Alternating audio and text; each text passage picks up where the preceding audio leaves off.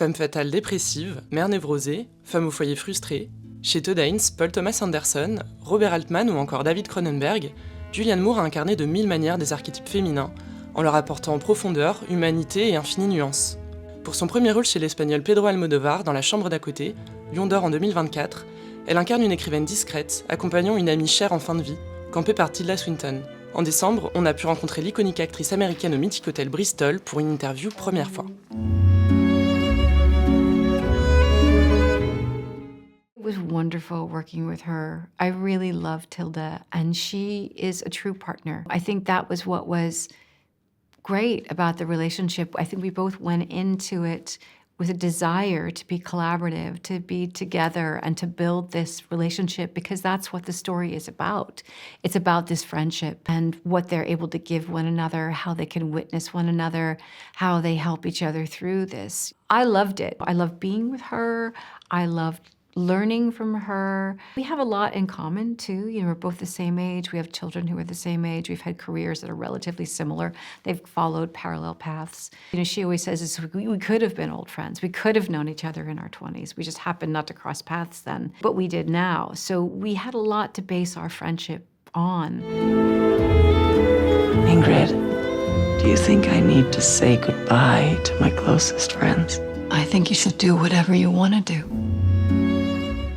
I do remember, but we remember it differently. She remembers meeting me somewhere else. I remember meeting her at the Venice Film Festival when I was there for Far From Heaven, and I had my daughter with me, who was just 4 months old at the time. My son stayed in the United States with his grandparents because he was 4, but I needed to bring my baby with me because she was so little. And so everywhere I went, I was carrying a baby. And I remember Tilda coming over to meet the baby, and we were introduced at that time too. But she says that we met somewhere else for the first time, so who knows? It was a long time ago. And I've lived there for 40 years now, so I'm very familiar with it. What was interesting to me is that this is very much Pedros New York. It's like a dream. It's a fairy tale. For example, there's that beautiful scene in Jefferson Market Park where Martha and Ingrid sit and speak on a park bench. And that's a park that you don't even go into as a New Yorker. It's always locked. It's always closed. So it was a fantasy. It's just, you know, and all the colors were there. What's wonderful is to see how someone sees your city. And Pedro does that in Madrid, too. It's not necessarily the Madrid that you see. It's Pedro's Madrid. You see, you very much are in touch with his point of view. I'm always fascinated by film acting. You sometimes have to lose yourself a little bit to do it correctly. You're always trying to concentrate on what it means to really be present. And in this movie in particular, because I'm listening so much, listening is an active state, but it's also, you're also can be kind of still in your body. So you know, it was about like, how do I stay present? How do I really react to what is going on, what she's saying, what she needs from me? How do you stay alive in your body without speaking? So that to me was the biggest challenge. I have no idea. I have no idea.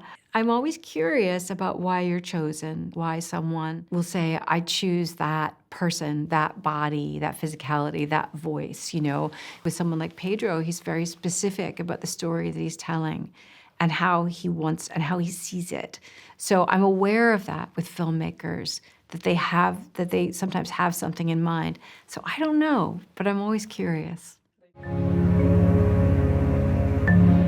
Different kinds of rehearsals. The kind of rehearsal that I don't like to do, like right before shooting, is one where you really pull something apart.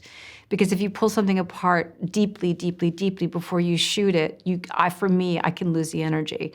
But I do like to know where the camera is. Sometimes I like to know where the blocking is. I like to do like a sketch of a rehearsal. So it depends. But so much is communicated to me, I think, in the script, in the language, which is why so often I've worked with people who are writer-directors. You know, sometimes I feel like they're communicating to me through their work. I like to keep it alive. Like, I like to talk to the other actors. I like to talk to the crew. I feel that sometimes if you take the energy away, it's like gets deadened. So I kind of like to keep things moving, like in real life with people when I'm working. I feel like no two people are alike, the same way that like no two parts are alike. That's what's so fascinating about people.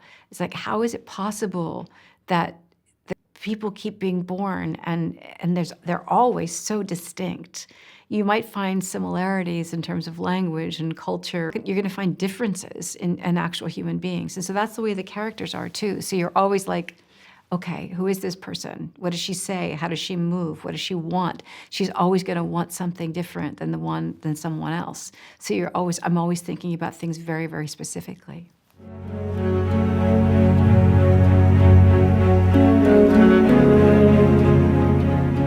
That I have a duty, but I do feel like I have an interest. You know, I'm interested. I'm interested in being a person and a woman and having choices to make and having confusion too.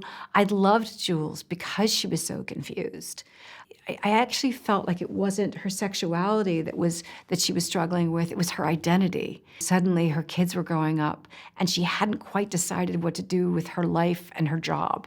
She was having a hard time defining herself and was going outside rather than inside. And that was fascinating to me. I don't think things are easy for people. I don't think things are not black and white in terms of the choices they make or what they do consciously or unconsciously. And so that was fascinating.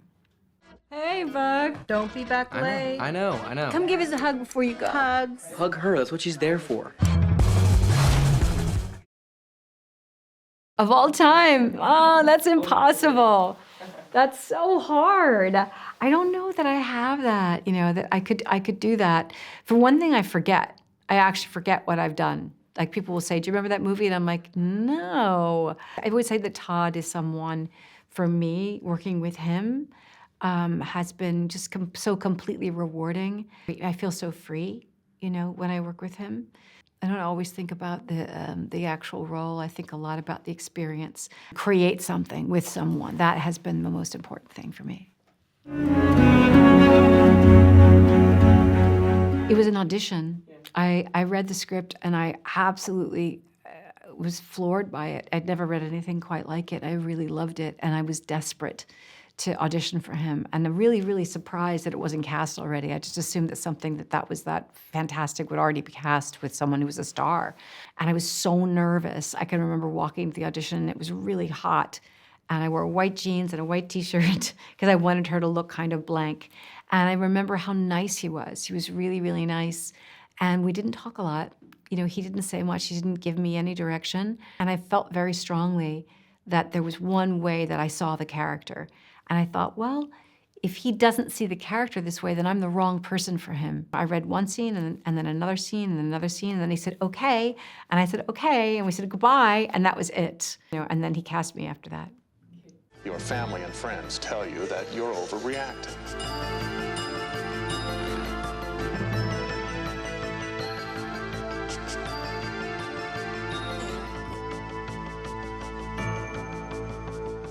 I would love it. Are you kidding? I would absolutely love it. Those are extraordinary actresses. I would love to work with either one of them, and I'm always, always, always available for Todd. Well, it's funny because the person I'm working with next is Jesse Eisenberg, and I made his first movie with him, and he just sent me a screenplay that was out of this world, just so phenomenal and so exciting. And you never know what's gonna come your way, you know? It's like you're kind of like, what?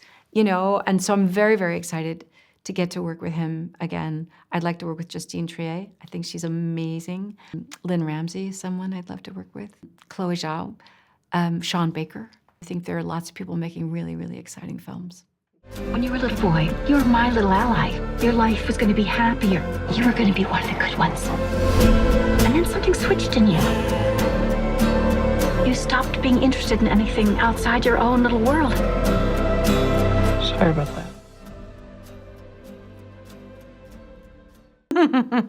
I had to say it's Donald Sutherland and Julie Christie in Don't Look Now. I'm sure that that's a very popular answer because it's an amazing scene.